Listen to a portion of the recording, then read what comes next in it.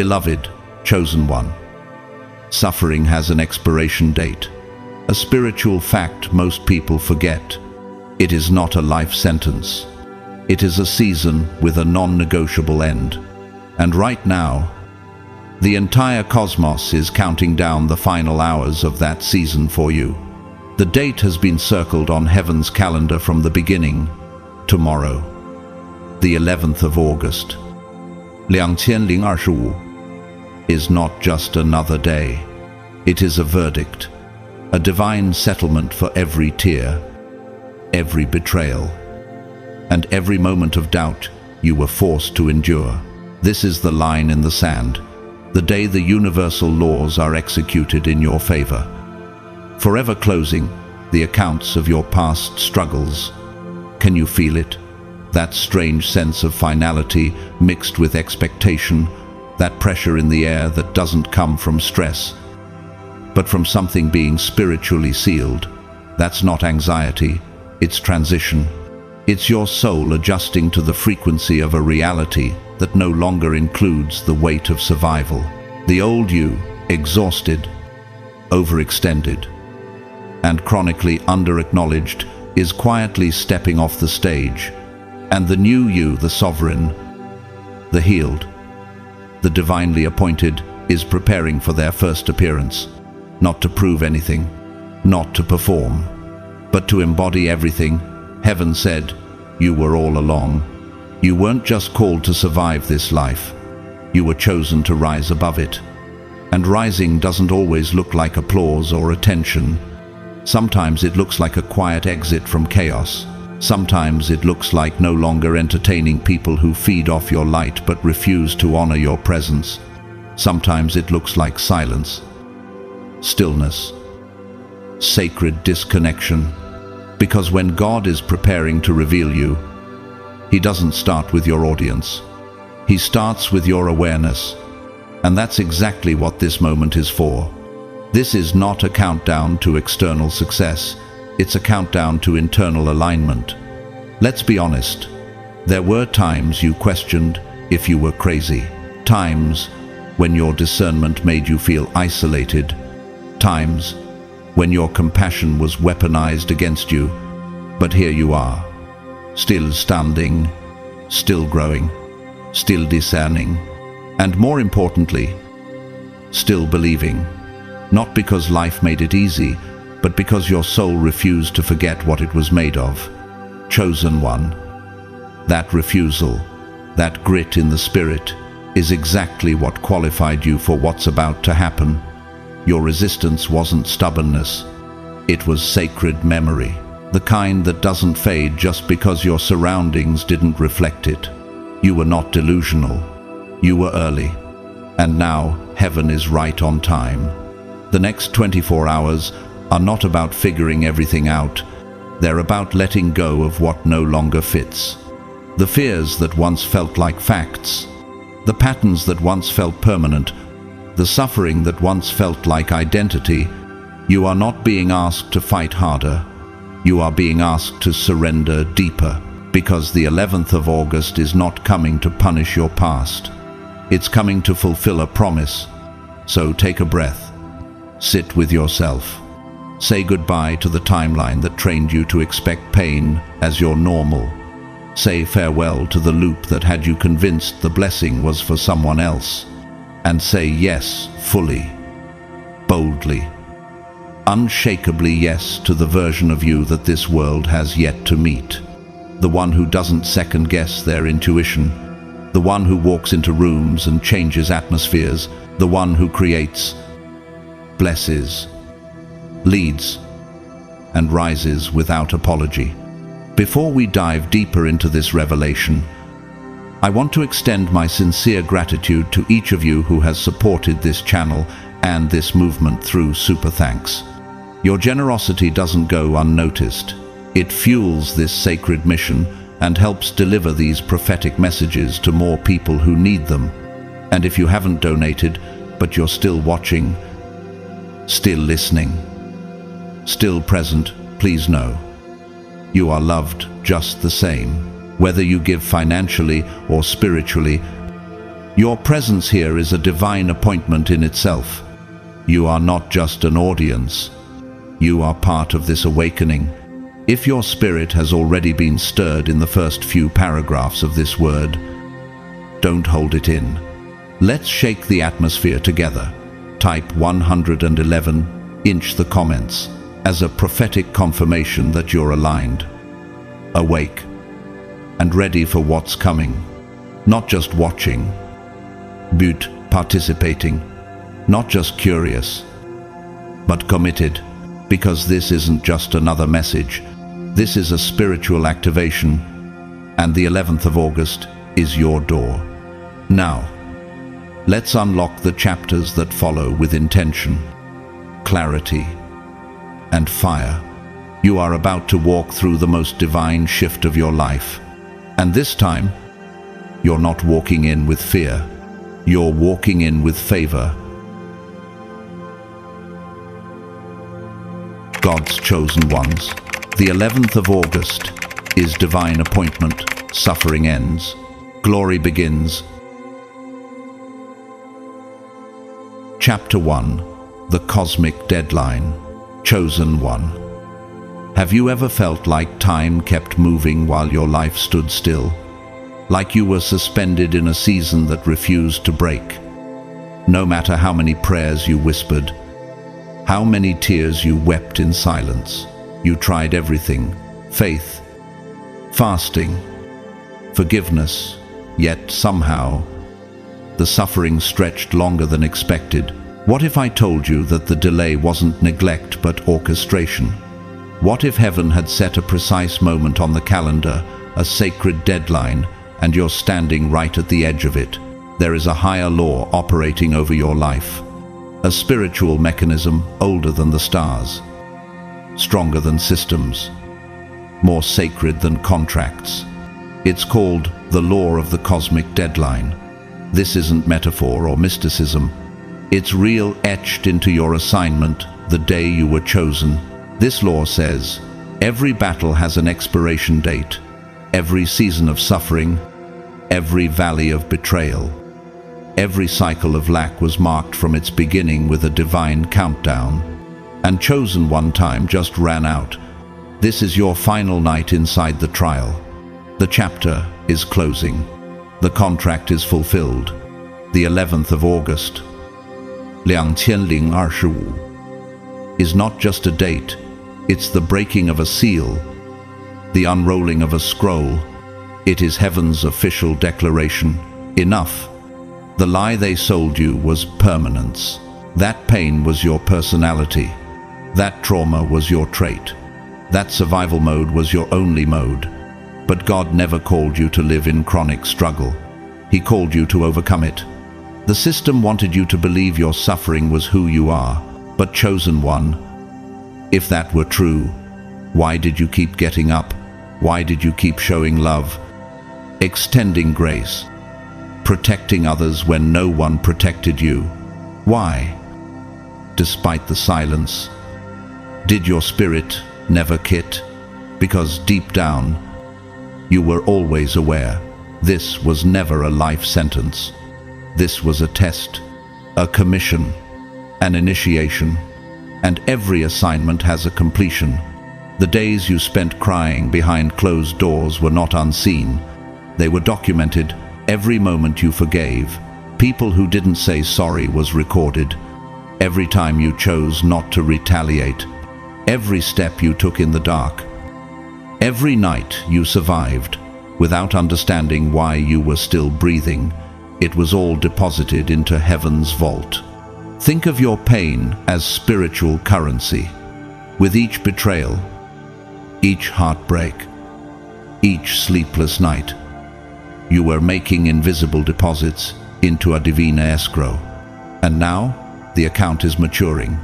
The funds are releasing. The case is settled. The verdict is in. Heaven has ruled in your favor. Not a partial payout, not a delayed response. A full, overflowing, irreversible release. Your struggle wasn't just hard, it was holy. Your breakthrough won't just be sudden, it will be legal. and no one can appeal what God has signed.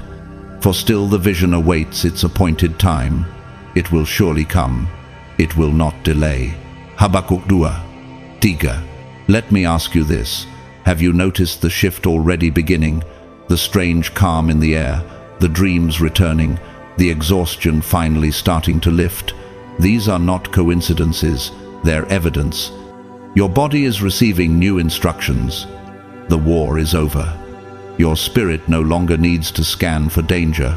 Your nervous system, once locked in survival mode, is now learning what safety feels like. Again, that tightness in your chest, gone.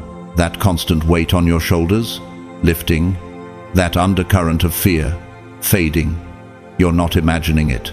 You're feeling the aftershock of a spiritual deadline being reached. Tina Turner once walked away from an abusive marriage with nothing but 36 cents and her name. She had every reason to be bitter. But she chose freedom and built a legacy that redefined music. What if your moment of walking away is coming tomorrow? What if your release is worth more than everything you were forced to leave behind? Like Vera Wang, who didn't design her first dress until age 40. Are you just now stepping into your true era? Could the world's timeline be irrelevant to someone walking under divine order? The Lord is near to the brokenhearted and saves the crushed in spirit. Psalm 34:18. Chosen one. You've been carrying weights that were never yours to hold. Trauma passed down from generations.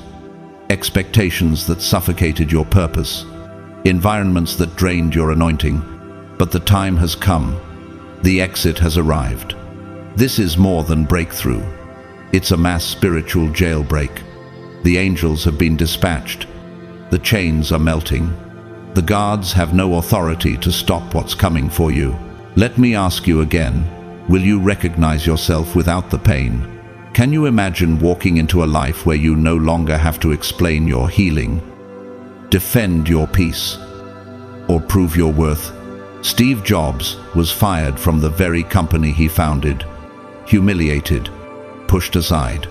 But he later said it was the best thing that ever happened to him. Why?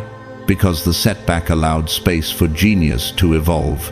What if your dismissal, your demotion, your disappointment was actually divine redirection? What if your collapse was your reset?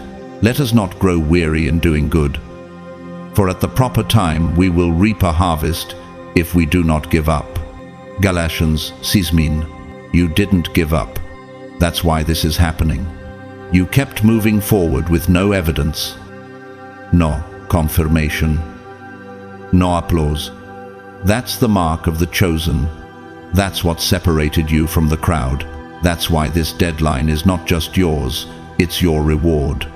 And this isn't just a new chapter, it's a new book. The old manuscript, filled with pain and perseverance, is being archived. You are being handed a blank volume, a clean pen, and the sovereign authority to write whatever story you choose. What would you write if you weren't writing from fear? What kind of joy could you create if you stopped apologizing for your light? Think about Nelson Mandela. After 27 years in prison, he emerged not bitter, but better. Not just free, but president. His imprisonment wasn't a waste of time. It was the incubation of greatness. Could that be what this last season was for you? Could your silence have been sacred? Could your rejection have been your rescue? Instead of your shame, you will receive a double portion, and everlasting joy will be yours. Isaiah 61:7. The time of emergency is over. Your calendar is changing. Your body is healing. Your heart is being made new. And everything around you must now bow to the divine decision. The door that opens tomorrow is not unlocked by man. It is activated by heaven. What if that's why everything fell apart, so that only what is divinely chosen could remain? Weeping may endure for a night, but joy comes in the morning. Psalm 35:5. This is your morning. This is your joy. This is your divine notification. You don't have to beg. You don't have to chase. You don't have to plead for what's already been written. The cosmic deadline has been reached. The suffering is finished. The glory begins now. So I'll ask you one final time. When the door swings open tomorrow, will you walk through it as the person who survived, or as the sovereign soul who was sent to reign? Chapter 2. Decoding the Divine Receipt. Chosen One. Tomorrow is not a day of debt, it is a day of divine declaration. It's not the day you pay for anything.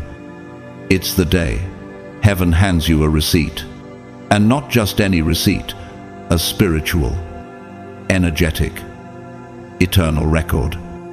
Stamped and sealed with the words, paid in full. Can you feel it approaching?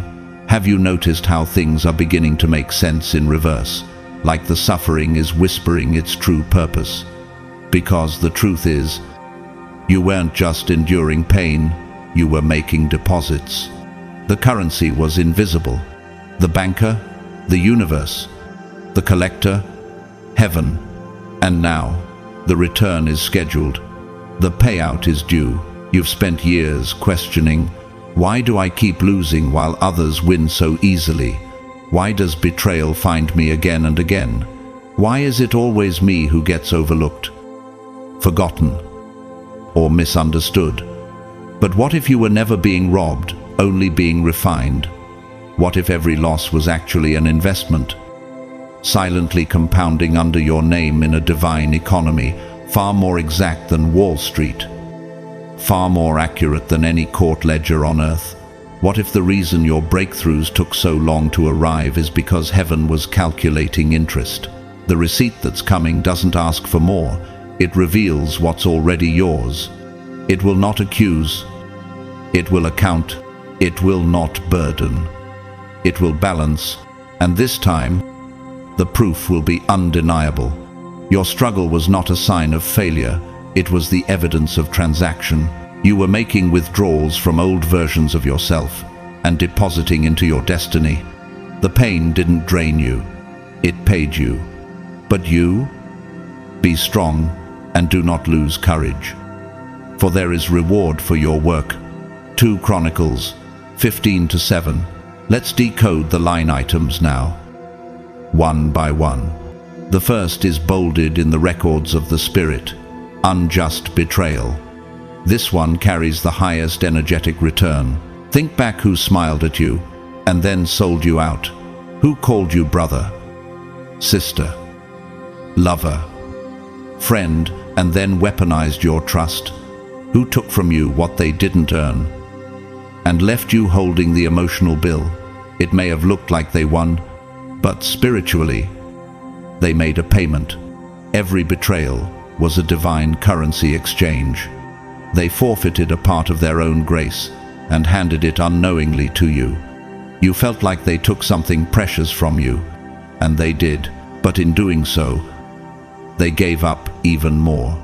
They paid for their moment of cruelty with a portion of their future, and you, chosen one, received the interest. Have you ever wondered why certain people's lives began to unravel after they betrayed you? Why their blessings dried up? Their opportunities collapsed. Their influence diminished. That wasn't karma, that was accounting. You became a beneficiary of their forfeited favor. They didn't just betray you, they empowered you, even if they didn't know it. Think of Joseph betrayed by his brothers, thrown into a pit, sold like an object. But what happened? The betrayal became the vehicle to Egypt, and Egypt became the stage of his calling. His family thought they were discarding him, but in heaven's books, they were transferring him. What about you? Whose betrayal is actually your repositioning? You meant evil against me, but God meant it for good. Genesis 50:20. The next item, forced isolation. The lonely nights, the unanswered texts, the family gatherings where you sat alone in a room full of people, the birthday calls that never came, the holidays that felt hollow. Have you asked yourself, Why does everyone seem to leave when I need them the most? That wasn't rejection. That was spiritual preservation. The universe cleared the room not because you were unworthy, but because you were being sanctified. Isolation was not a punishment. It was a divine quarantine. A sacred consecration zone. You weren't being sidelined. You were being purified. You were too anointed to be contaminated by the noise. Do you know who else was isolated? Oprah Winfrey. After being told she wasn't fit for television, she was fired and left adrift. But the silence became the space where her true voice emerged. She didn't need more company. She needed clarity. And so did you. What if your loneliness was protection in disguise? What if God removed people because their presence would have slowed your evolution? Therefore, come out from among them and be separate, says the Lord. 2 Corinthians 6:17. Then comes the one we've all struggled to understand: delays and obstacles. How many times have you cried out, "Why not now?" God? The missed calls, the closed doors, the failed attempts. It looked like rejection. But the divine receipt reveals otherwise. It wasn't failure. It was interception. Heaven said no. Not because you weren't ready, but because the blessing wasn't. You were being preserved from sabotage you couldn't see, from deals you thought were blessings but were really traps in disguise. What if the business that failed would have bankrupted your soul? What if the person who ghosted you saved you from 5 years of heartbreak? You weren't denied, you were divinely rerouted. Look at Walt Disney, fired from a newspaper for lacking imagination. Later, he built the most imaginative empire the world has ever seen. The rejection became redirection. The delay became foundation. The closed door became the hallway to destiny. Chosen one. What doors closed on you so the real gate could open? In their hearts, humans plan their course, but the Lord establishes their steps. Proverbs 16:9. And now the most sacred entry: tears and anguish. These weren't wasted. Heaven didn't ignore your cries. Each tear you shed was a liquid prayer, absorbed by the soil of your future. They watered fields you haven't walked in yet. Do you know how powerful that is? When you wept in your car, pacing the kitchen floor, lying awake at night, those moments became entries in the divine ledger. Your tears were currency, energy, pure soul poured out. And what do seeds do after they're planted in the dark? They burst forth with life. That's what's coming for you. A harvest soaked in your weeping. Bethany Hamilton lost her arm to a shark attack, but returned to the water as a professional surfer, facing what wounded her and transforming it into power. What if your tears weren't weakness but divine fertilizer? Those who sow in tears will reap with shouts of joy. Psalm 26:5. And perhaps the most understated line item: obedience without evidence. You gave when no one clapped. You served when no one thanked you. You stayed silent when you had receipts. You forgave when bitterness was easier. You walked away with dignity when destruction was an option. That obedience was not unnoticed. Heaven counted it. And now, your reward will not be proportionate. It will be multiplied. Chadwick Boseman battled cancer in silence while filming films that changed generations. He chose legacy over attention. And heaven honored that silent obedience with impact that will echo for decades. What if you, too, have been building a legacy the world is only just beginning to see? If you are willing and obedient, you shall eat the good of the land. Isaiah 1:19. So let me ask you, when the receipt is placed in your hands, will you recognize it for what it is?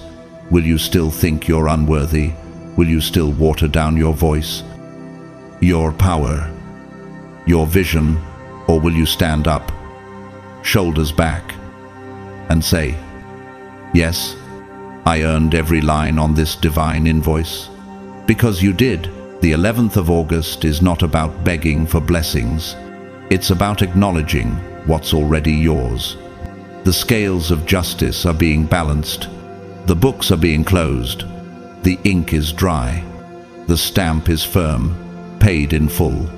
You were never empty. You were always investing, and now the payout begins. Chapter 3. The Great Audit, Why They Can't Hide Anymore. Chosen One. You've heard it whispered in your spirit. You've felt it shift in your atmosphere. You've seen it crack through the smiles of those who once stood over you with smug superiority. This right now is not just your moment of liberation. It is the universe's moment of reckoning. The 11th of August, 2025, marks more than a breakthrough for your life. It triggers a full-scale spiritual audit across realms. This isn't personal. It's systemic. This isn't emotional. It's legal. And no one who profited off your pain can outrun it anymore. This audit isn't metaphor. It's motion. A divine recalibration sweeping across timelines, bloodlines, and battle lines. It's not just about giving you your power back. It's about confronting every person, system, institution, and demonic energy that benefited while you bled. For years, you've wondered if justice would ever find you.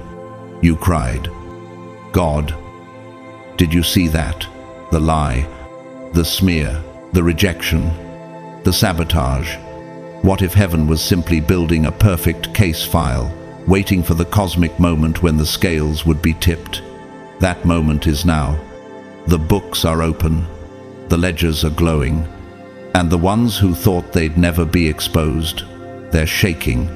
Do you understand the gravity of what's unfolding? This is not just about personal enemies. This is about the energetic debt owed to your spirit. Every lie they told about you was a transaction. Every manipulation, every curse, every bit of gossip was not just an action, it was a charge, a spiritual theft recorded in the eternal system. They thought their deeds disappeared into the night. But every act left a trace, a residue, a ledger entry. And now the divine accountants are calling in the numbers. No one gets to keep what was stolen from the chosen, not for long. But if you do not do what is right, sin is crouching at your door. It desires to have you, but you must rule over it. Genesis 4:7. Have you started to feel a strange discomfort in the air around certain people? A subtle unraveling. The energy they once wore like armor now feels flimsy, almost hollow. That's not in your head. That's the audit beginning. The spiritual credit line that allowed them to walk around, empowered by what they stole, is now cut off.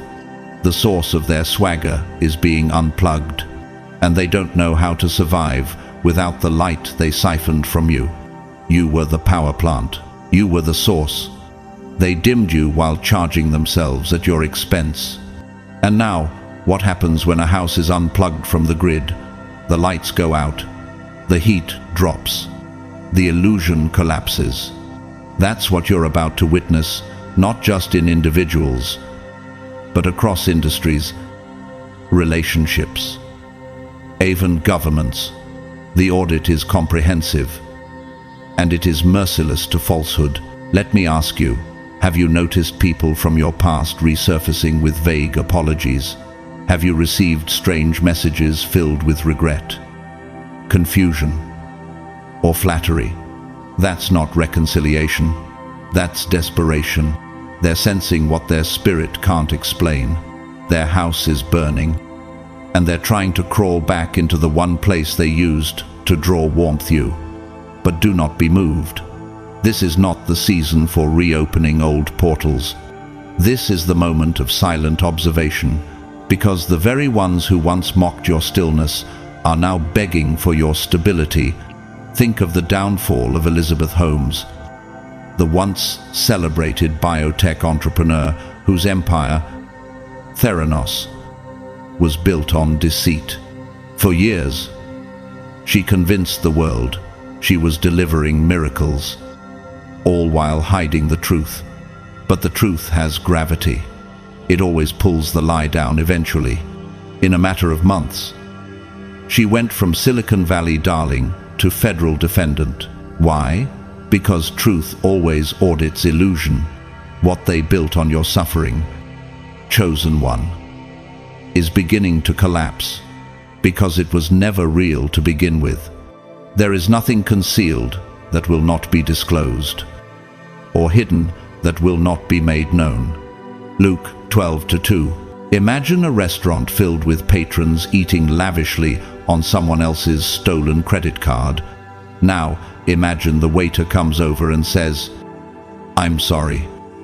The card has been declined, and we need full payment now." That's what is happening in the spirit. They were running up bills on your energy. Now the card has been cut, and the receipt is due. And here's the kicker. The universe doesn't allow interest-free fraud. Every act of energetic theft is being charged with interest.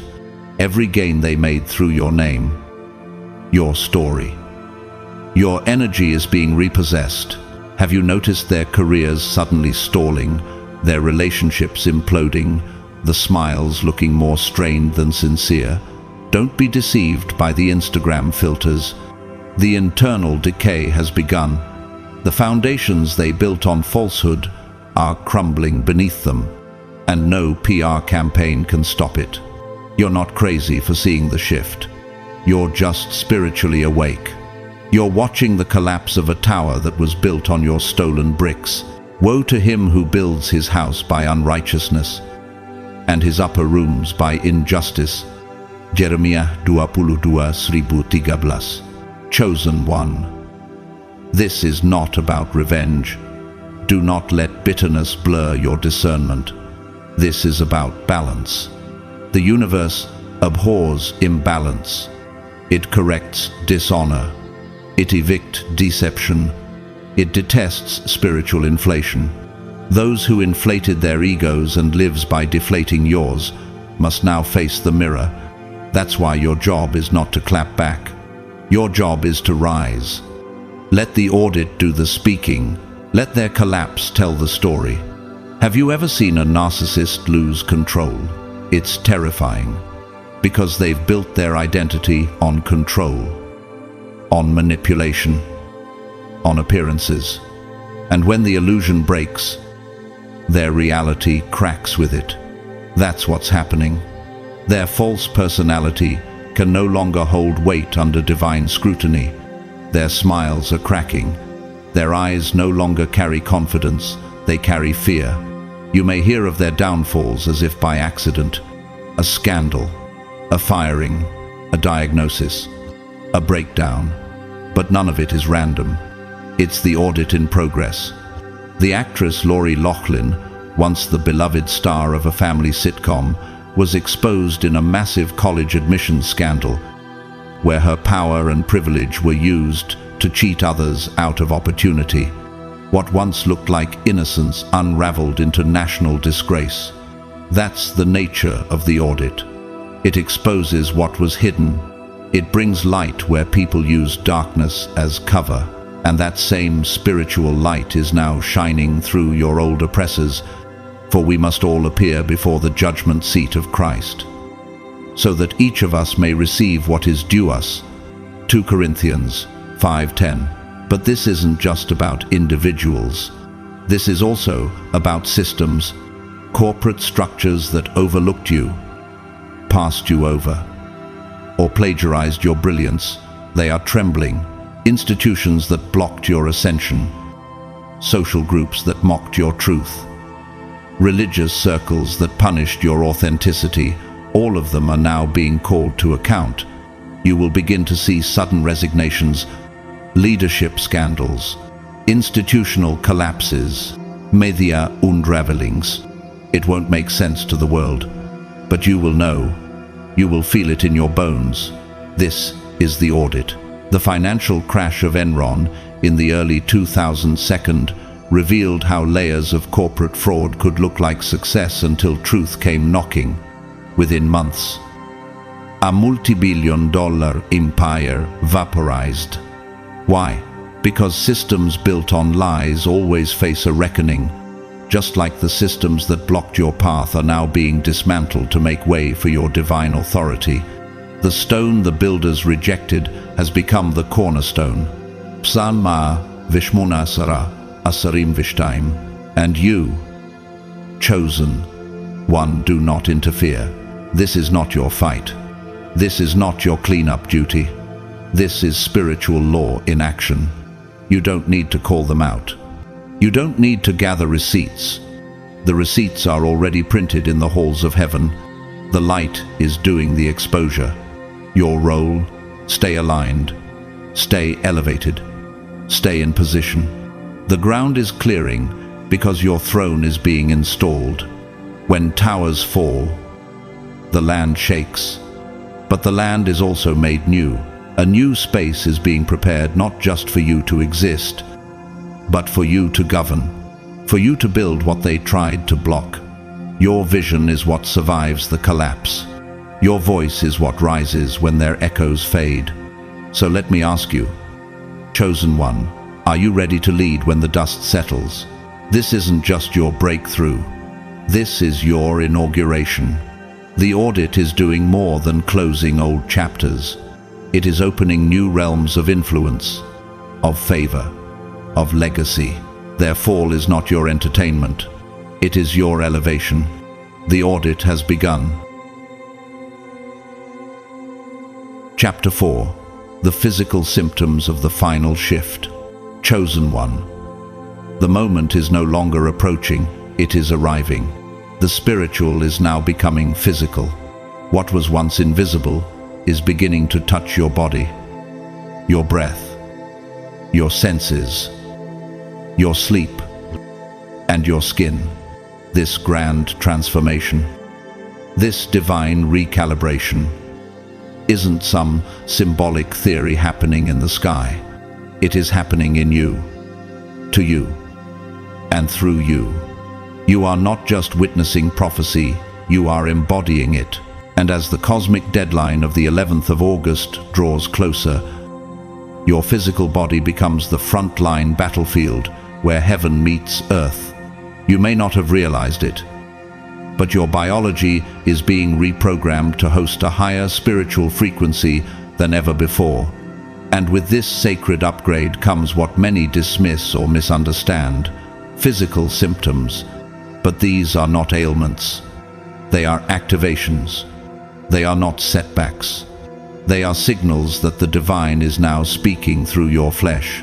Have you been feeling strange sensations lately? Have you noticed things in your body that defy medical explanation? Don't rush to panic. Pause. Ask yourself, what if this isn't sickness? What if this is the signature of the Holy Spirit reconfiguring my temple for glory? The first and most telling sign for many chosen ones is the auditory shift, a high-pitched ringing in the ears, a gentle hum in the silence, a souple pressure, like you're ascending in an airplane or like something is tuning inside your head. This is not just a medical condition. You are not losing your hearing, you are gaining a higher one. What you're experiencing is the divine frequency of your next dimension becoming audible. It is the tone of the eternal dialing in. The old world had its volume lowered. The new world is adjusting your inner antenna to hear instructions that your old ears could never decode. Have you noticed it often comes when you're alone, still, or just drifting off to sleep? That's not random. It's because you are most spiritually receptive when the world around you quiets down. It's the dial tone of destiny. When it comes, don't fear it. Welcome it. Say, I hear you. God, I'm ready. Ayo, my sheep, listen to my voice. I know them. and they follow me. John 10:27. The second major shift you'll feel is in your energy levels and sleep rhythms. Some days, you'll feel like you can barely keep your eyes open. You may wake up and still feel like you've run a marathon. Naps may become necessary at strange times. Your body might resist your usual pace and demand slowness. This isn't weakness. It's not laziness. It's a sacred shutdown. Your system is undergoing what could only be described as a spiritual software upgrade. Have you ever tried to use your phone during a major system update? It lags, freezes, and insists on restarting. Why would you expect anything different from your soul's operating system? Your spirit is being recoded. New instructions are being written into your DNA. Your cellular memory, the residue of all past trauma, is being scrubbed clean. Your heart is being made new. The very chemistry of your blood is realigning with your assignment. That takes energy, massive energy. So if your body needs rest, let it rest. If you feel called to step away from the noise, do so. This is not a detour. It's surgery, and heaven is the surgeon. And then, almost paradoxically, comes the surge. After the fatigue, you may feel sudden jolts of electric vitality, almost as if lightning moved through your spine. A wave of aliveness that makes your skin feel electric and your thoughts razor sharp. You'll feel ready to build, speak, and write. Move like a divine current has jumped your spirit to life. That's not adrenaline. That's sovereign power coming online. Your body is learning to hold more light, more authority, more presence. It's learning how to house God's fire without burning out. That sacred voltage running through you, that's the mantle arriving. Do you feel it pulsing behind your eyes, in your palms, in the base of your neck? That's not imagination. That's divine energy anchoring into your nervous system. Do you not know that your bodies are temples of the Holy Spirit? 1 Corinthians 6:19. Emotionally, the shift may startle you. Long-standing patterns of anxiety may suddenly dissolve. A peace will visit you, not a fragile peace dependent on circumstances. Butadip, permanent calm that remains even when chaos is swirling. You'll feel it in your chest first. A softening, like the knot you've lived with for years, is finally untying. That's not placebo. That's prophetic. That's the promise of deliverance, arriving ahead of schedule. This peace is not your reward for trying hard. It's your inheritance as one of God's chosen. Then come the tears. Chosen one. You may cry for no reason, while cooking, walking, driving. It may hit you without warning. Let it. Don't explain it. Don't suppress it. Those tears are not grief. They are release. They are heaven's way of cleaning out your soul's basement. Old pain is being flushed. Bitterness is exiting. Ancient trauma is unhooking itself from your DNA. Those tears are holy water.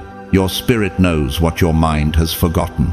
Something big is coming, and you can't carry old baggage into this new realm. Actress Selena Gomez once opened up about battling anxiety, depression, and physical health issues due to autoimmune disease. But through years of inner healing, therapy, and spiritual awakening, she began to not only recover, but evolve. Her tears became tools. Her illness became insight. What if the breakdown in your life wasn't the end, but the preparation for your frequency shift? What if the tears are paving the way for a version of you that's no longer surviving, but ruling? You have taken account of my wanderings. Put my tears in your bottle. Psalm 50, Veshesh, Shmona. Another unusual, sacred symptom you may have begun to notice is time distortion. The clock no longer feels linear. Hours pass in minutes, or 1 hour feels like 5. Some days stretch endlessly, while others vanish. This is because you are moving from Chronos time, man's mechanical rhythm, into Kairos time, God's timing. You are syncing with the pulse of divine destiny. Deadlines no longer matter. You're stepping into alignment. Not urgency. It may feel confusing, even disorienting, but that's only because the old system is detaching. When your perception of time bends, it's a sign you're no longer operating under Earth's expectations. You've been moved into God's rhythm, and in Kairos, things happen suddenly. Doors open without effort. Conversations lead to breakthroughs. Coincidences become instructions. With this new timing comes a flood of synchronicities. Have you seen repeating numbers like 111, 333, 444, or 777, almost too often to ignore? Have you heard the same phrase from 3 different people in a single day? These are not flukes. These are divine breadcrumbs. They are heaven's way of saying, you're aligned. Keep going. Each number carries a vibration. Each encounter is a wink from eternity. These aren't signs to chase, but confirmations to honor. You're not hoping for destiny anymore. You're walking inside it. Look at innovator Nikola Tesla, who often spoke of numbers as carriers of universal truths. He claimed that the keys to the universe were encoded in 3, Luke, and 9 frequencies that ruled all energy. Tesla's obsession with numbers wasn't superstition. It was insight, chosen one. What if the numbers following you now are codes of awakening? What if they're signals from your spiritual GPS, saying, the exit for your new life is coming up. There is a time for everything, and a season for every activity under the heavens. Ecclesiastes 3:1. And then come the physical chills. Goosebumps, heat waves, fluttering heartbeats, or even sudden dizziness. Have you felt a breeze with no wind? A warmth in your chest like something is glowing inside you? That's not anxiety. That's presence. The Holy Spirit is pressing closer. Your body is learning to hold divine proximity. These sensations are not interruptions. They are invitations. When you feel them, pause, breathe, receive, say aloud, I accept the shift. Your body will know what to do. Trust it. Even professional athlete Simone Biles, after withdrawing from major competitions for mental health, spoke openly about how her body told her to stop even when her mind wanted to push forward. She honored that message, and in doing so, redefined strength. What if your body isn't betraying you, but breaking you open for truth? What if the fatigue, the flutters, the shaking, is just the sound of old walls coming down? Be still and know that I am God. Psalm 40, Veshish, Aser, chosen one. Don't pathologize your transformation. Don't reduce divine awakening to human discomfort. You're not breaking down. You're breaking through. Your biology is no longer compatible with your old identity, the version of you that tolerated cycles of abuse, delay, and suppression cannot survive in the realm of overflow. That's why your cells are shedding. Your muscles are holding new memories. Your skin is vibrating with a presence that refuses to be dimmed. Let me ask you this. Are you willing to let your body become the temple that God designed it to be? Are you willing to trust the trembling, the tingling, the timing? Because this shift isn't abstract. It's cellular, and it's already begun. By the time the 11th of August arrives, your body will no longer be a waiting room. It will be a throne room, a vessel of divine glory, prepared to carry a frequency most humans will never be able to hold. The symptoms are not warnings. They are welcome signs. The pain is not a punishment. It is a parting gift from your old self. You are not malfunctioning. You are resurrecting. So rest when you must. Breathe when it hurts. Cry when it flows.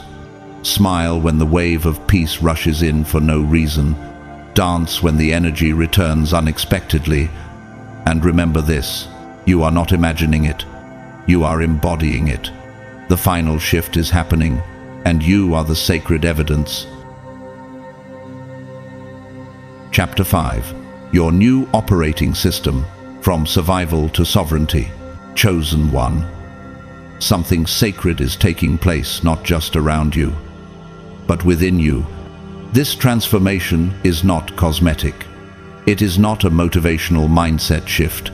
It is a complete and irreversible system overhaul down to the deepest coding of your soul. The 11th of August, 2025, is not merely the date of breakthrough. It is the scheduled moment of internal rebirth, the moment when heaven doesn't just send help, it installs sovereignty as your default setting. For years, perhaps your entire life, you have unknowingly run on a corrupted spiritual operating system, Survival OS. And now, it's being deleted. What is Survival OS? It's the operating system installed into you by trauma, scarcity, rejection, and spiritual warfare. It's what you inherited from generations who did the best they could but never got the chance to heal. It's what society enforced to keep you small, compliant, and afraid. This system was never designed for victory. It was designed for maintenance. It told you to stay quiet, stay safe, stay invisible. It taught you to expect betrayal, prepare for disappointment, and fear your own greatness. Does any of that sound familiar? You were taught, with regard to your former way of life, to put off your old self and to be made new in the attitude of your minds. Ephesians 4:22-23, under Survival OS. Every day felt like a low-grade emergency. Your mind would play constant pop-up messages. Don't trust them. What if you fail again? What if they leave you like the others did? These weren't thoughts. These were viruses, emotional malware implanted in your programming. Your emotions lagged. Your heart couldn't update fast enough. You ran on autopilot, hyper-alert, emotionally exhausted, spiritually stifled, and yet you endured. How many times did you try to upgrade only for the new habits to crash under pressure? How many times did you install self-belief on Monday only to uninstall it by Thursday because fear flooded your system? Can you see now that you weren't broken? You were simply trying to run divine power through a slave's operating system. The dissonance wasn't a lack of effort. It was a lack of compatibility. You were born for abundance, but programmed for emergency. You were created to reign, but coded to retreat. That's why life felt like a contradiction. But here's the divine announcement. The contradiction ends tomorrow. The old OS is not getting patched. It's not being fixed. It's being wiped clean. Heaven isn't upgrading your pain, it's replacing your framework. You are receiving Sovereignty OS. The original code your soul was always meant to run. The frequency of royalty, the template of divine intelligence, the software of kings and queens. God gave us a spirit not of fear but of power and love and self-control. 2 Timothy 1:7. So what happens the moment this new system activates? First, you'll notice the silence, the mental noise, the obsessive overthinking, the inner critic gone, the endless loop of what if and why me, and maybe I'm not enough will be replaced with something eerie and unfamiliar at first. Clarity.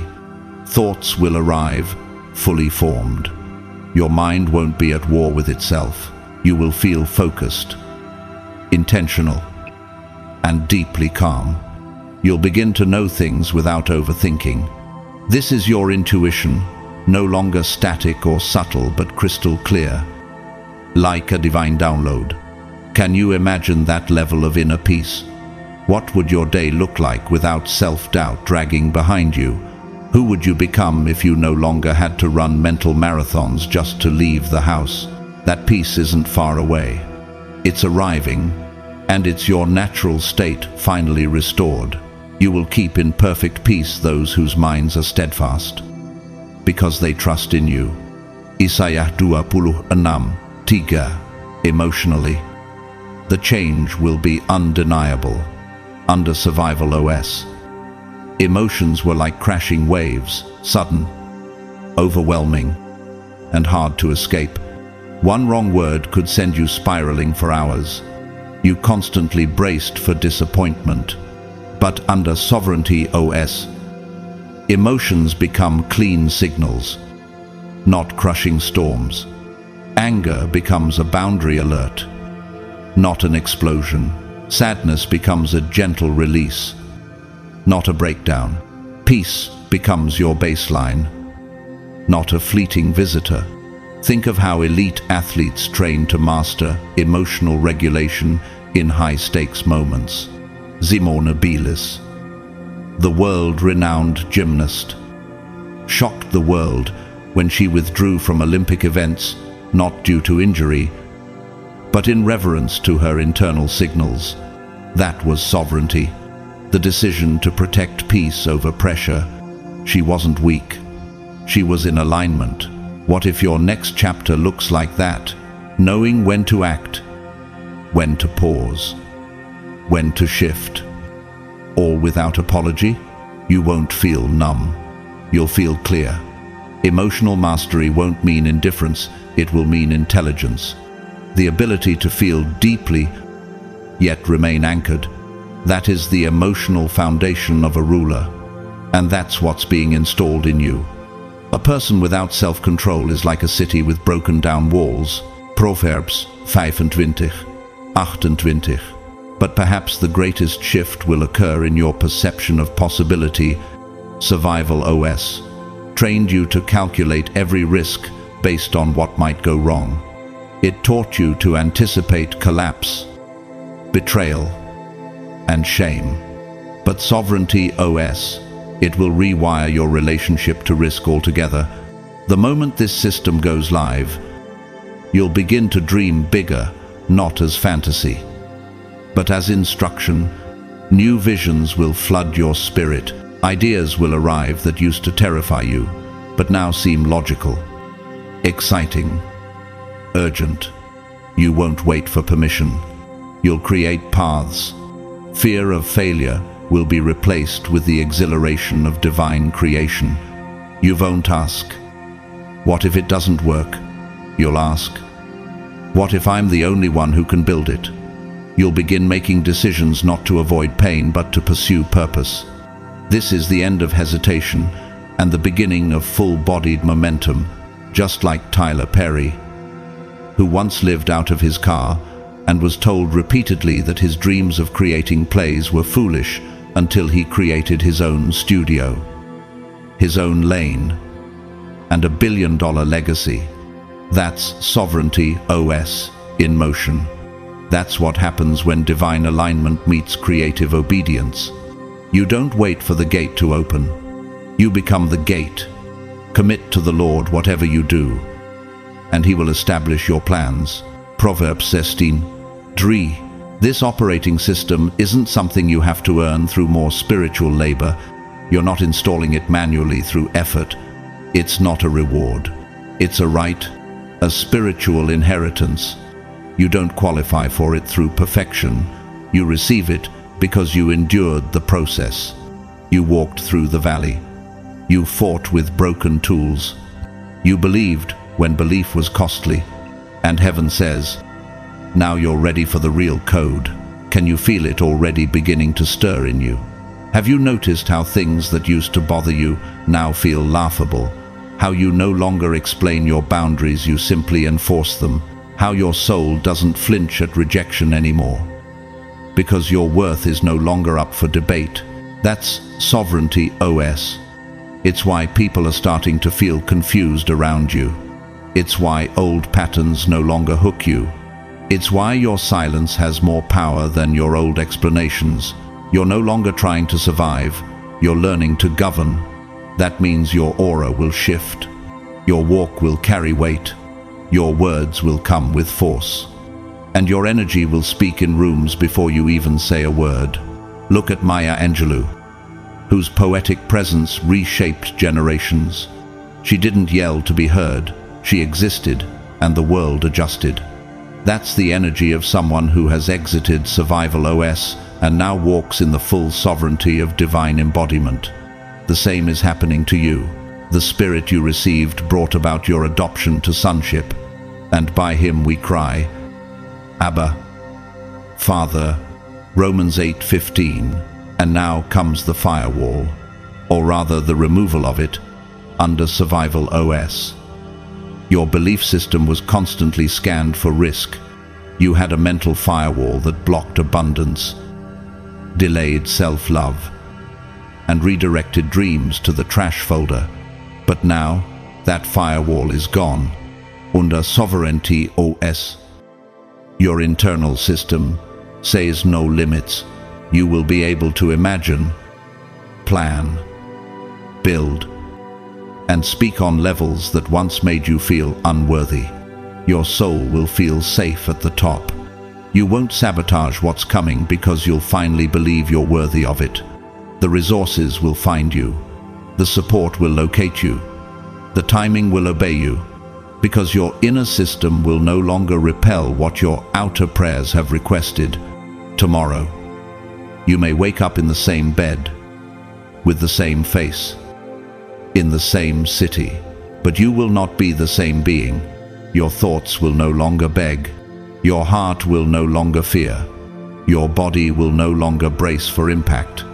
You are receiving a new default setting, the operating system of the anointed, appointed, and aligned.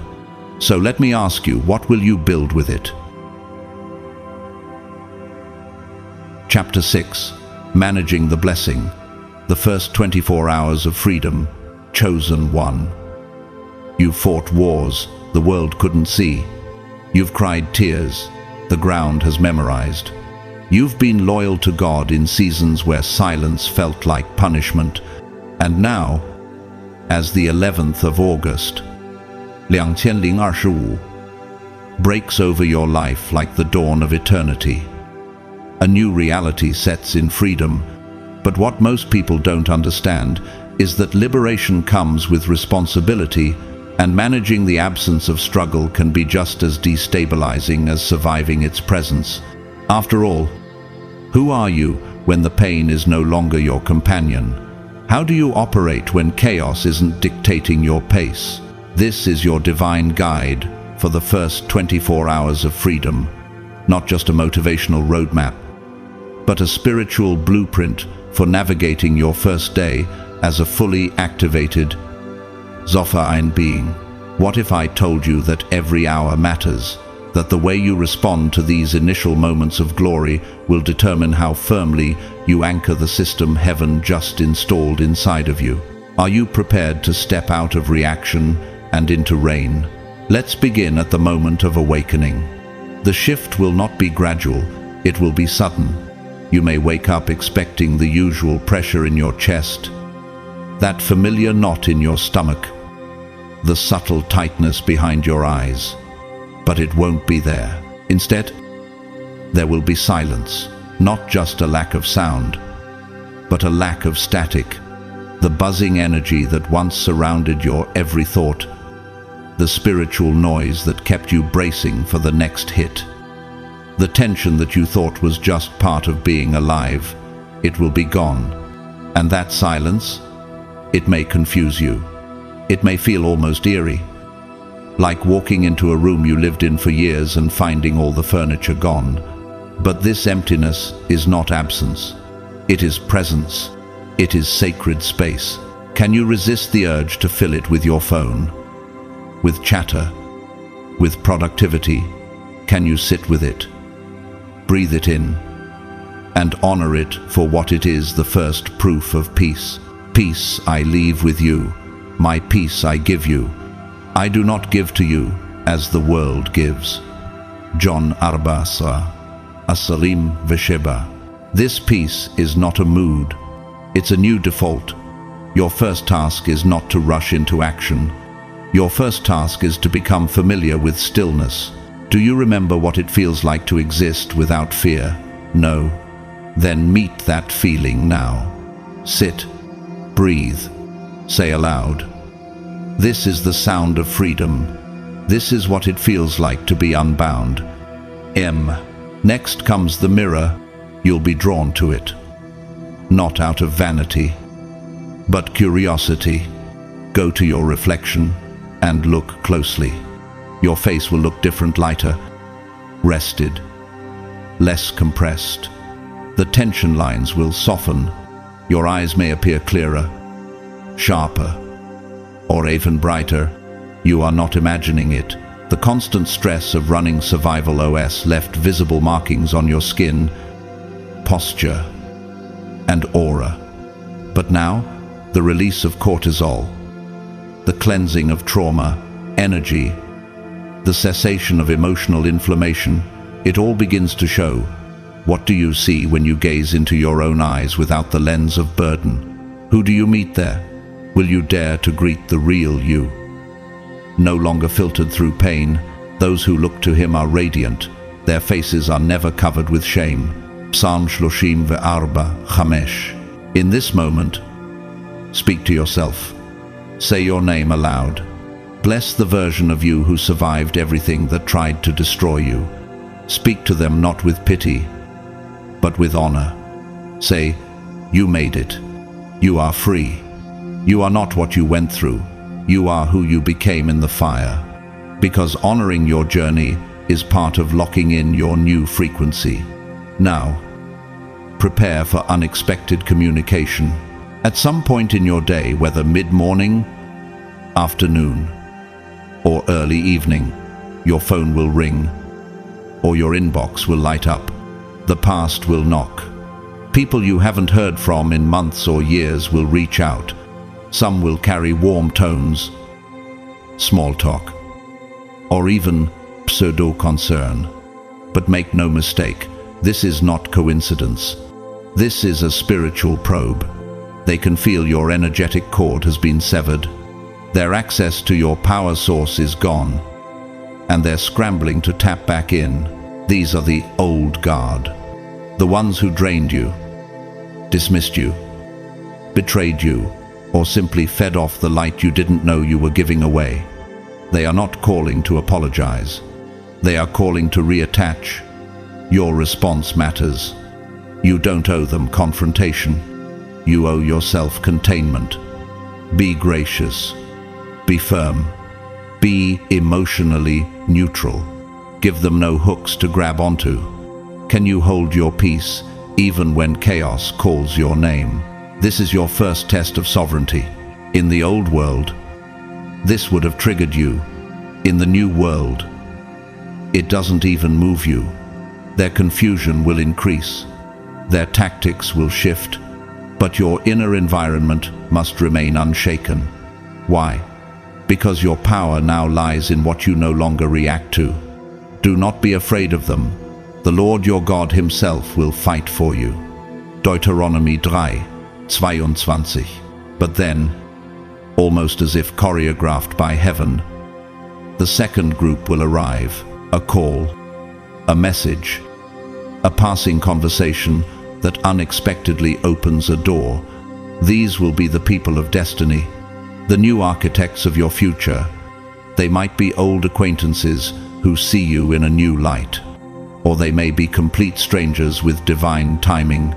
They will bring opportunities that feel eerily aligned with what you've secretly prayed for. Collaborations, proposals, invitations, and here's your challenge. Can you receive without suspicion? The old programming trained you to flinch at goodness, to question timing, to brace for the catch. But Sovereignty Oz has no catch. The blessings that are coming to you now are not bait, they are back pay. You're not earning this in real time. You're collecting from years of unpaid spiritual labor. See, I am doing a new thing. Now it springs up. Do you not perceive it? Isaiah 43:19. So when the offer comes, say yes. When the door opens, walk through. When the resources appear, gather them without guilt. Say, this belongs to me. This is what was always mine. Because accepting goodness is your spiritual act of war against every system that told you suffering was noble. You don't have to prove your worth anymore. You are worth itself. Do you remember how Oprah Winfrey was once told she'd never make it on television because she was too emotional and too different? She didn't fight that judgment. She built her own table. And when the blessing finally began to flow, she didn't reject it. She received it. That's what today requires of you. The maturity to accept the miracle without trying to minimize it. Lunch may feel different. Your appetite may shift. You may eat less but feel more full. You may crave things your body hasn't wanted in years. That's because even your gut biome is responding to the new energy. Your cells are relaxing. Your nervous system is recalibrating. The inflammation you didn't know you carried is reducing. Your posture will feel looser. Your breath will become deeper. You might also feel bursts of emotion in public spaces, a laugh that comes too loud, a tear that slips out while you're buying coffee. This is not instability. This is stability returning. Your body is not falling apart. It's waking up. Let it.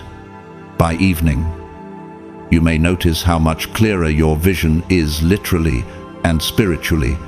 You'll begin seeing through people, through language, through energy.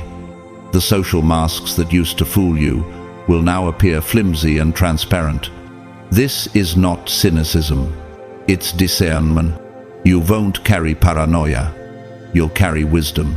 Sovereignty comes with instant clarity, and with it, a new quiet confidence that doesn't need to explain itself. The unfolding of your words gives light. It gives understanding to the simple. Psan Maha, Vitisha Asra, Maha, Vishloshim, as night falls. Don't be surprised if you feel an urge to clean, organize, or purge. Physical clutter may feel unbearable. This is because your inner temple is aligned, and your external world is catching up. You'll want your space to reflect your frequency. Listen to that urge. Don't resist it. Rearranging your space rearranges your field. The final test of the day will come just before bed. You'll feel a strange, new stillness in your chest. Not tension, not fatigue, just weightless peace. You may look up at the ceiling, or at the stars, or into nothing at all and whisper, "Is this real?" And the answer will come not as a thunderous voice, but as a still knowing, "Yes, this is yours. This is real. You are free." And so, you will sleep not with tension, but with trust, because you are no longer waking up to survive. You are waking up to reign. Chapter 7. The unwritten future tomorrow is page 1. Chosen one. Take a deep breath, not of relief, but of readiness. For what lies ahead is not the end of your journey. It is the beginning of your authority. Tomorrow, the 11th of August, 2025, is not a finish line. It is a threshold. The final curtain of struggle will fall, but it will not reveal stillness. It will unveil a blank stage, a vast canvas on which only you can create what comes next. The pain, the warfare, the survival that was only your prologue. Everything up to this moment has been training, but now The question heaven asks you is no longer, can you survive? It is, what will you build? This is the most sacred and pivotal turning point in your life thus far, and it will not come with fanfare. There may be no parade, no applause, no outside acknowledgement. Why? Because the audience is now inside you. God, the angels, the universe itself, they are watching, silently, reverently, as you are handed the pen. They are not scripting your future. They are giving you full authorship. See, I have set before you today life and prosperity, death and destruction. Deuteronomy 30:15. Are you ready to create instead of react? Are you prepared to lead instead of defend? Can you walk into a room without armor because you now walk as the weapon? All your life, you've been told who you had to be based on what hurt you. But now the page is blank and the ink is in your hand. For decades, you lived as a mirror reflecting the world's aggression, its betrayal, its chaos. But as of tomorrow, you become the projector. Reality will no longer impose itself upon you. You will begin imposing your inner state upon reality. That is the power of sovereignty OS, fully initialized. You will no longer ask, what should I react to today? Instead, you'll wake and declare, this is what I will manifest today. And the spiritual realms will adjust accordingly. You will also decree a thing, and it will be established for you, and light will shine on your ways. Job 22:28. So here's the question that now defines everything. What will you create? You have survived impossible odds. You have healed in places most people ignore. You've stared down betrayal, lack, sickness, silence, and you're still here. But now that your energy is no longer tethered to endurance, where will you aim it now that the war is over? What empire will you build from the ashes? Will your life finally become the expression of your soul, not your wounds? In the days and weeks following this divine shift, you will feel a new kind of stirring inside. It may feel like impatience, restlessness, or even discomfort at first. But it's not anxiety, it's awakening. It is the voice of purpose. No longer muffled by pain, it will come as ideas you can't shake. A pull toward work that feeds your spirit. A curiosity that feels strangely urgent. A sense of knowing that says, this is what I was born to do. And when that moment arrives, will you trust it? Will you say yes before you see how? Will you follow purpose, not convenience? For we are God's handiwork, created in Christ Jesus to do good works, which God prepared in advance for us to do. Ephesians 2:10. Understand this. The old world trained you to be reactive. Every day was a series of responses to pain, to pressure, to need. But now you are stepping into the creative. You are leaving the victim mindset, even the survivor mindset, and embracing the master's mantle. The world is no longer something to survive. It is a canvas to reshape. Can you feel that responsibility settling into your bones? Think about the story of J.K. Rowling once, a single mother living on welfare, writing in cafes during the cold winter. At her lowest, she could have accepted a life of resignation. Instead, she created an entire universe. She didn't wait to be chosen. She chose herself. She stopped surviving and began creating. What would happen if you did the same? What universe is inside you, waiting to be born now that the chaos has gone quiet? Your old assignment was survival. You learned patience. You developed unshakable discernment. You grew resilient in solitude. But that chapter is closed. Your new assignment is construction. You were not made into steel to stay hidden. You were forged into a key, a sword, a crown. Will you use what you've become? Will you choose to believe that you've not just been delivered from the fire, but empowered by it? And we know that in all things God works for the good of those who love him, who have been called according to his purpose. Romans 8:28. Don't be surprised when the external world still looks familiar. Your room may still have the same furniture. The streets will still follow the same maps. But you are changed. And because you've changed, the world can no longer treat you the same. You are now the variable that bends reality. The walls that once blocked you will feel softer. The voices that once ignored you will now reach out. The resistance that once exhausted you will give way. Why? Because spiritual physics demands that matter bends to frequency, and your frequency has become unrecognizable to the world that used to confine you. This isn't magic. This is divine law. You have become a magnet, not for fantasy, but for fulfilled prophecy. The things you once chased will begin to chase you. The opportunities you once begged for will now feel drawn to your presence. And when it happens, will you receive them without shrinking? Or will you step into the identity that heaven already sees? Consider Chadwick Boseman, who quietly endured personal trials while publicly embodying strength, dignity, and excellence. He didn't just act, he created atmosphere. His life wasn't defined by pain, it was shaped by purpose. What if your legacy, too, begins today, not after you're gone, but starting right now?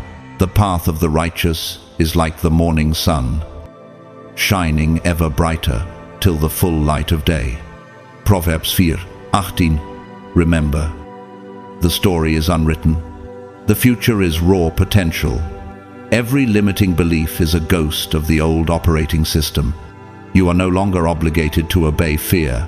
You don't have to repeat cycles that feel familiar. You've been released from the gravitational pull of pain. The question now is, what truth will you build your life upon? What is your soul ready to say now that it's no longer shouting over trauma? Let's be clear, this isn't about grand gestures or overnight empires. This is about authority moment by moment. Will you walk into the grocery store like a sovereign being? Will you write that business plan? Answer that call? Send that pitch? Create that art, not because you're confident it'll succeed, but because you finally know who you are. There will be temptations to play small, to act as if nothing has changed. But shrinking now is spiritual negligence. Your radiance is no longer optional, it's required. Not just for you, but for those connected to your purpose. There are lives tied to your expansion. There are destinies woven into your decision to show up boldly. Think of Martin Luther King Jr., who could have stayed safe in silence, but instead chose to speak, not for applause, but because purpose left him no other choice. He didn't have clarity about the outcome, but he had clarity about the assignment. You don't need to know everything right now. You only need to say yes, write the vision, and make it plain, though it linger. Wait for it. It will certainly come and will not delay. Habakkuk 2:3. So here's what to do tomorrow. Wake up and greet the blank page. Thank God for it. Bless your own hands. Speak to the sky if you must and say, I am not starting over. I am starting forward. Write the first sentence of your new chapter out loud if you must. I am no longer surviving. I am now writing. I am not in recovery. I am in rein. I am not who they broke. I am who God built. Then create, speak, build, plant, write, reach, receive. Let the world bend to your frequency, because you are no longer reacting to life. You are authoring it. Tomorrow is not just a new day. It is page 1. Chosen one. If you've made it to this moment, reading these final words, after walking through the revelations of this message, then know this: you are not here by chance. You've been divinely led, not just to hear, but to recognize that you are one of God's marked vessels. This wasn't just a message for the curious, it was an announcement for the anointed. You didn't merely watch or listen, you answered a divine roll call.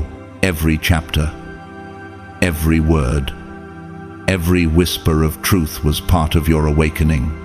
And now, you stand on the edge of one of the most sacred thresholds of your entire life. The 11th of August isn't just a date. It's a divine appointment that has been circling your spirit for years. It's the intersection of destiny and readiness. It's not the reward for your strength, it's the release of your true identity. This is the moment where you are no longer known by what you survived, but by what you're stepping into.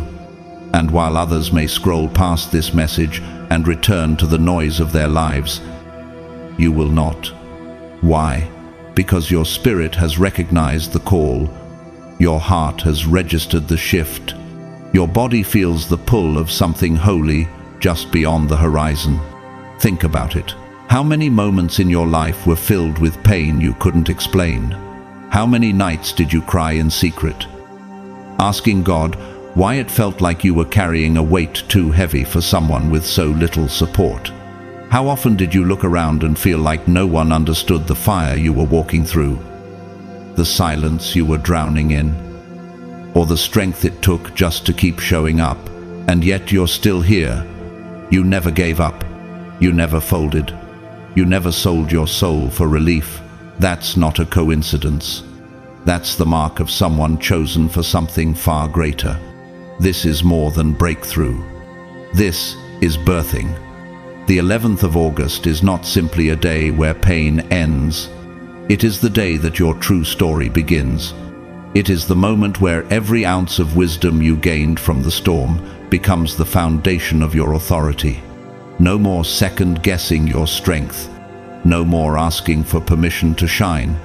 No more explaining why your calling makes others uncomfortable. You are not required to shrink for those who fear their own reflection in your rise. Now is the time to walk in that sovereignty with peace, purpose, and power. The old mindset based on survival, fear, and hesitation has been deleted. A new operating system has been activated within you, and this time, it doesn't run on proving yourself. It runs on knowing yourself, knowing your worth, knowing your vision, knowing your alignment. You don't have to hustle for what is divinely aligned. You don't need to chase what is already coded into your timeline. All you need to do now is trust what you feel, rising from within, and follow it unapologetically. To every chosen one reading this right now, thank you for being here. Thank you for staying with this message, for letting it breathe through your spirit and bring comfort to the places that used to ache. This wasn't just a message, it was a mirror. It reflected back your power, your story, your transformation. You are not the same person who began this journey. You've crossed over. Even if nothing outside of you has visibly changed yet, something inside of you has shifted permanently. And that shift is the beginning of everything. I want to take a sacred moment to express deep gratitude to all of you who have supported this message and this mission through Super Thanks. Your generosity fuels more than content. It fuels a calling. It allows these divine messages to reach others who are still in the middle of their storms, who need to know they are not forgotten. If you've donated, thank you from the depths of my heart. And if you haven't, please know that your presence alone is valued beyond words. You being here, reading these words, allowing them to soak into your soul, that's a gift in itself. Your support, whether financial or spiritual, helps carry this vision forward. And for that, I am forever grateful. Now, let me speak this over your life. You are not going back to what was. You are not returning to old cycles, old patterns, or old limitations. The door has shut. The chapter has closed. The 11th of August is not just the end of suffering, it is the unveiling of your glory. From this point forward, your story is not one of survival, but of creation. You are no longer defined by what you've lost. You are defined by what you are now building. The energy that was once spent trying to prove your worth is now being redirected into manifesting your divine vision. And hear me clearly, you do not need to have all the answers to begin. You don't need to wait until you feel ready. You are ready now. Because readiness doesn't come from having a perfect plan, it comes from having a surrendered heart. God's hand is on your life. You wouldn't be reading this otherwise. There is nothing random about your presence here. You have been set apart to rise in this exact moment, under this exact frequency. With this exact level of clarity, there is something glorious coming through you, something that will bless more people than you can imagine. Your healing won't just be personal, it will become generational. Your wisdom won't just be insight, it will become instruction. Your voice won't just be opinion, it will become authority. Your rise isn't for ego, it's for legacy. And the legacy starts now. So, take one last look at who you used to be. Thank that version of yourself for surviving, and then release it with love. You don't need to carry the identity of the struggler anymore. You are not here to beg for scraps of joy. You are here to sit at the table you were born to build. The story ahead is blank, but the pen is in your hand. And the ink? It's flowing from a place of divine purpose. Chosen one. I bless your journey. I bless your clarity. I bless your silence, your sovereignty, your creativity, your relationships, your finances, your healing, your influence, your voice, your future. Let every door that tried to stay closed before now open on your approach. Let every battle you used to fight now bow to your presence. Let every false identity fall off like old skin. You have crossed over. You have entered the timeline of glory. Go forward in peace. Go forward in strength. Go forward in boldness. And know this deeply, the suffering has ended, and the glory has just begun.